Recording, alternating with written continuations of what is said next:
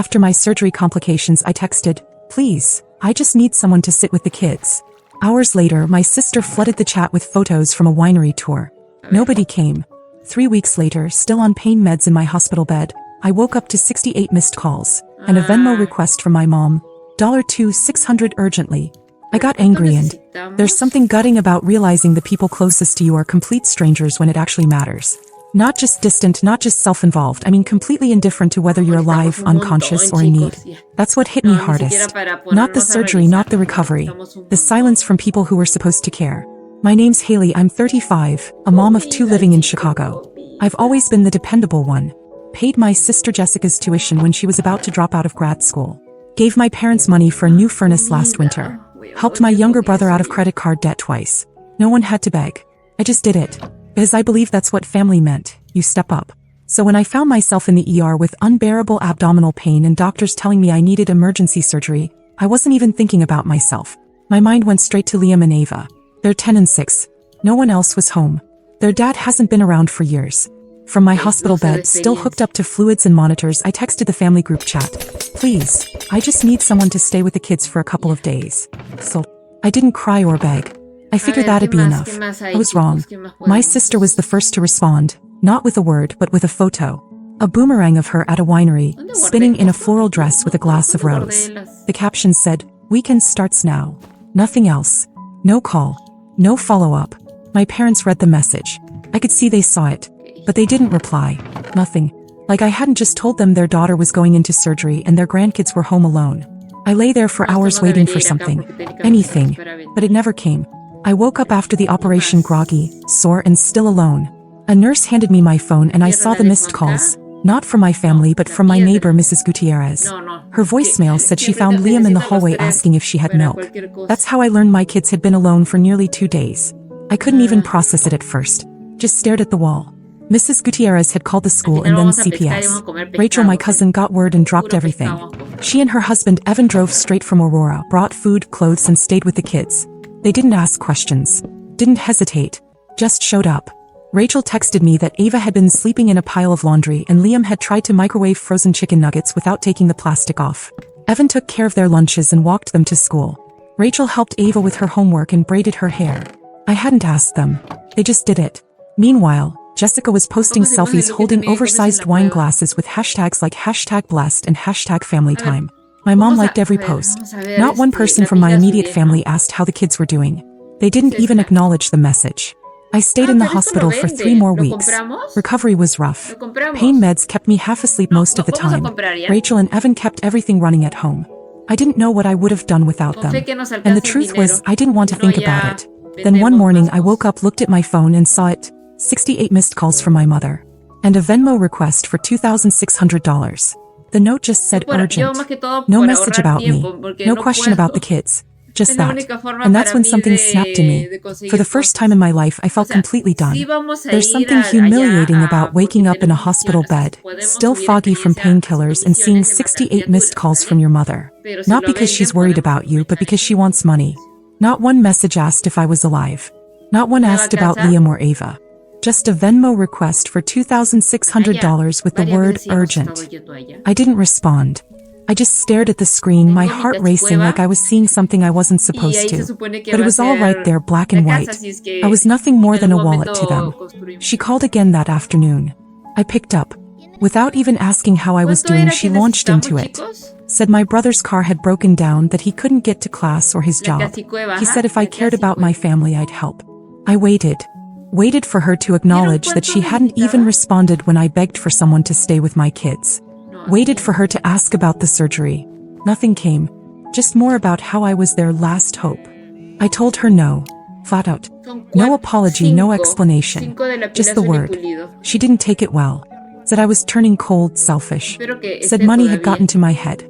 That was rich, considering I'd paid off her mortgage just 3 years ago when they were drowning in late fees and pretending everything was fine. She hung up before I could say anything else. Not even 24 hours later, Jessica messaged me on Instagram. Not even a, Y son hey, 5 how are por you? 2 son 10. Just a question about whether I was still planning to send money for her boyfriend's birthday oye, está trip. regresando, I didn't yendo, reply. viniendo, She followed up with a yendo, comment viniendo. under one of my old posts. Debería haber Some forma people de forget ver where they que- came from. debería haber Like I forma hadn't de just ver nearly que, died. Then my dad texted. It was long, rambling, passive-aggressive. He brought up every favor they'd ever done for me, real or imagined. Told me I was abandoning the family. He ended it with a screenshot of a GoFundMe he'd set up for home repairs Ande. and suggested I pitch in like I used to. I was still on antibiotics. My incision was still healing. And I was fielding guilt trips like it was my full-time job. The only person who seemed to get it was vale, Rachel. vale, vale. I Sí, called her también later pasa that rato night. con ellos, que I didn't que even todo es need to farmeo, explain farmeo. everything.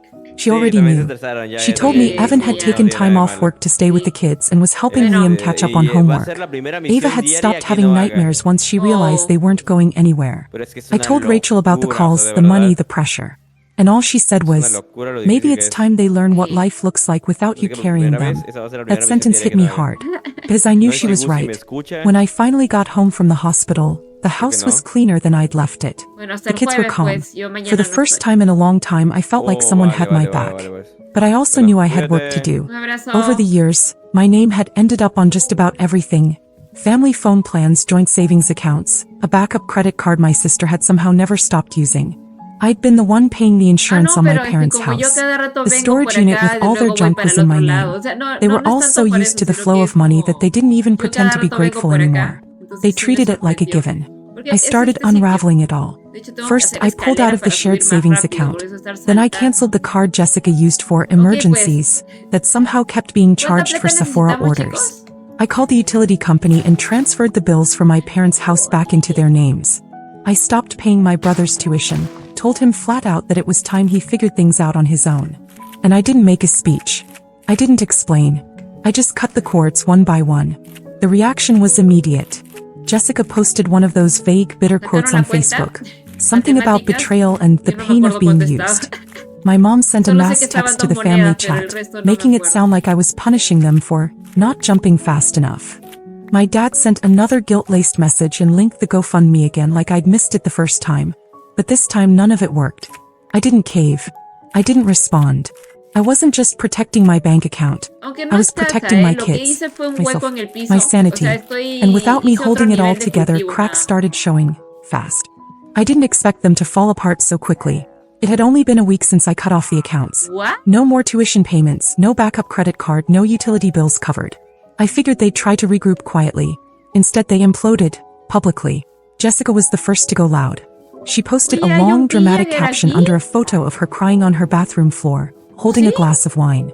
The caption said something like, "Some wounds cut deepest when they come from people who are supposed to love you. Family isn't always Está blood." mirándome, Comments poured in. apuntándome. Friends I hadn't seen in years tagged me and messaged me asking what was going on. I didn't say a word. I watched her feed spiral. A weird mix of emotional breakdowns and brand partnerships. One day she's crying about betrayal. The next she's doing a sponsored ¿Hablaste post con for some Gusi al teeth final? whitening kit. It was all performative. And it was working. People were buying it. Gusi. My mom went a different route. She started calling ¿Le habla relatives, Gran- cousins, ¿Le habla aunts, Gran people we Majo? only saw at weddings, telling them I had abandoned the family, Ya le that I pasó. let the kids go hungry to teach us a lesson, that I was hoarding money I didn't even need. She painted this image of me as some cold-hearted, bitter person trying to punish everyone for not coming when I had a small procedure. Rachel heard all of it first. People started calling her confused. One of our aunts reached out and said she was worried about me, that she'd heard I was unstable, that I'd cut off the whole family in a fit of rage. I didn't even try to correct it. I just told Rachel, let them talk.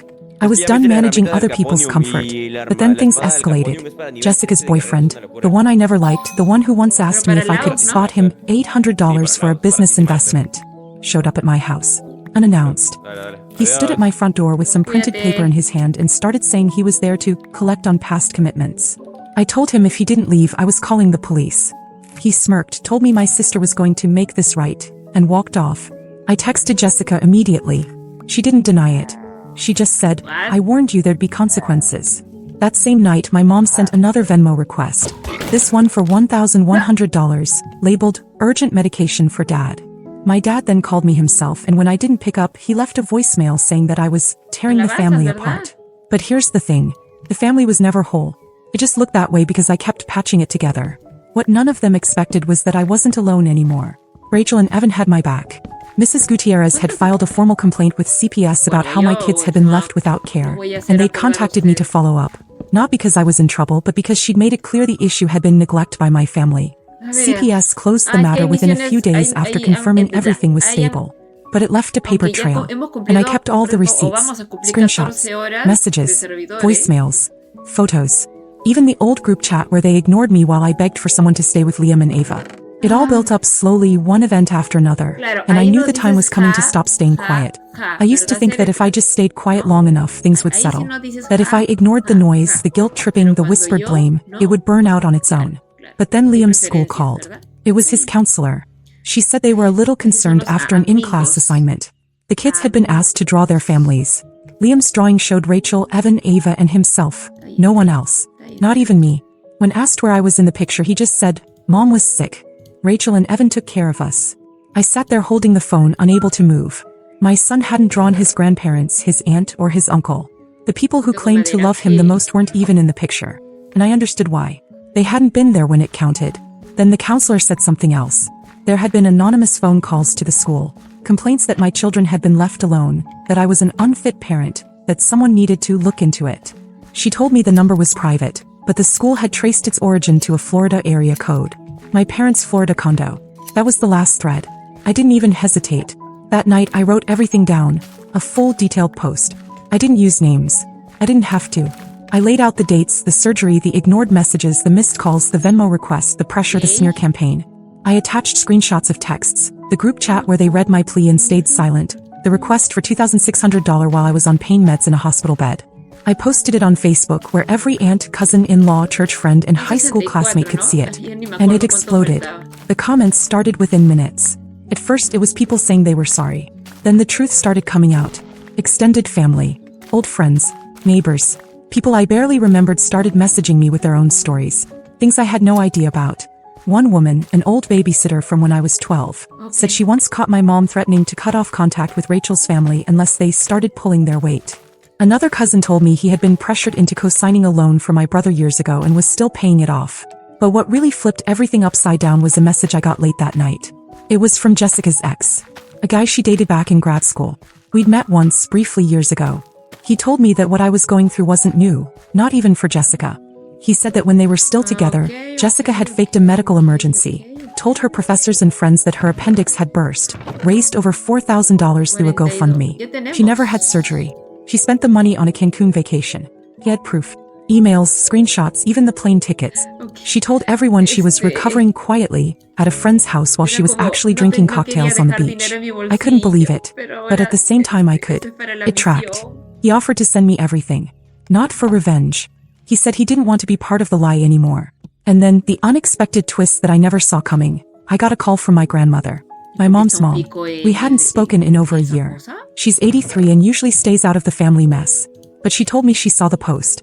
Her voice shook when she said she'd always known something was wrong, that she'd seen how my mother treated me, but she kept quiet because no one listened when I tried to warn them. Then she apologized.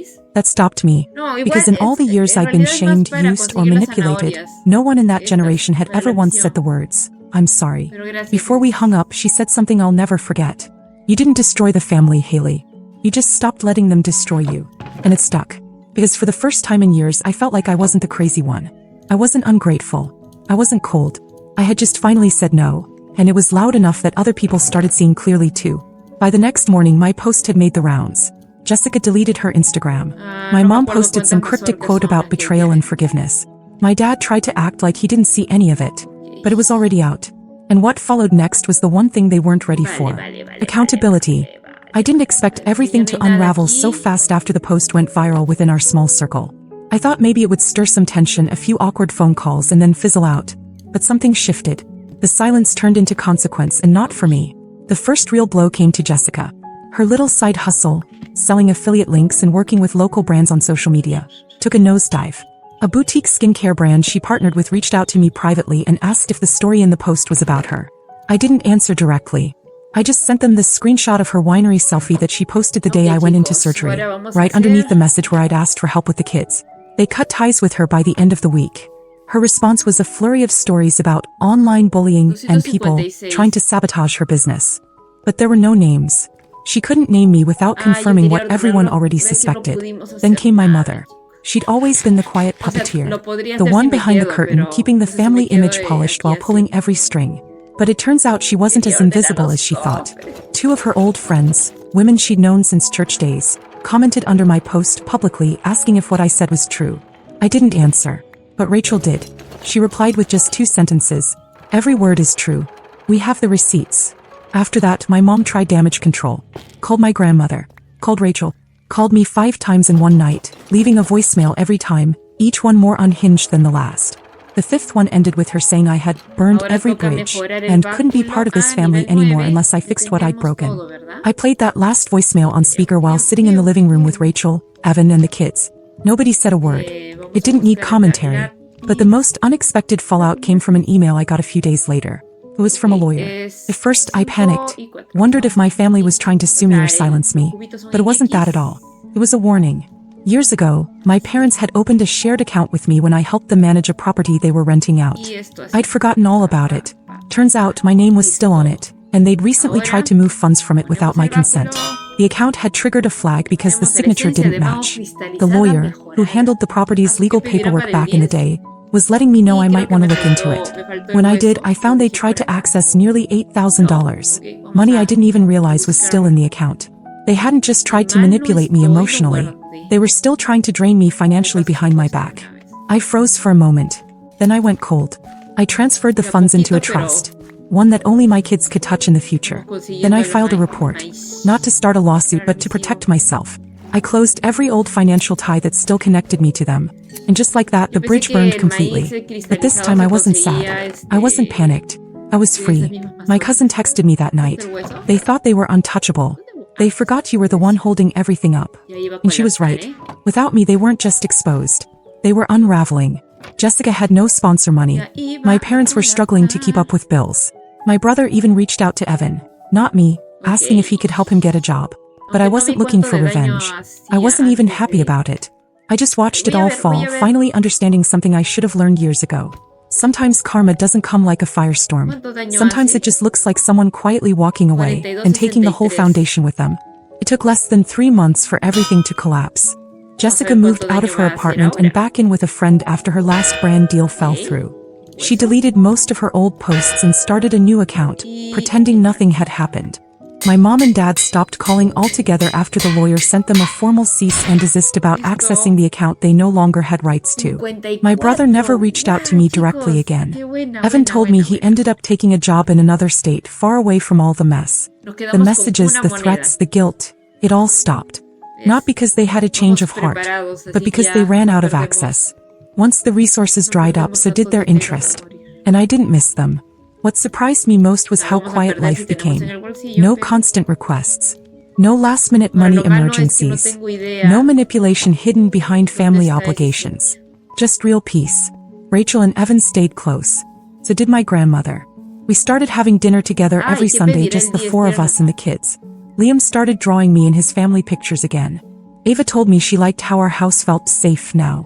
That word hit harder than any apology I never got. I enrolled in a business course online, something I'd put off for years because I was always too busy fixing everyone else's life. I started saving money for the first time in over a decade, and I used part of what was left from that property account to open savings accounts for Liam and Ava. One evening, I took them both out for ice cream and told them something I wish someone had told me when I was younger. You are never responsible for someone else's bad choices, not even if they're family. They nodded like they didn't fully get it yet, but they would. I didn't speak badly about their grandparents or aunt. I just stopped including them.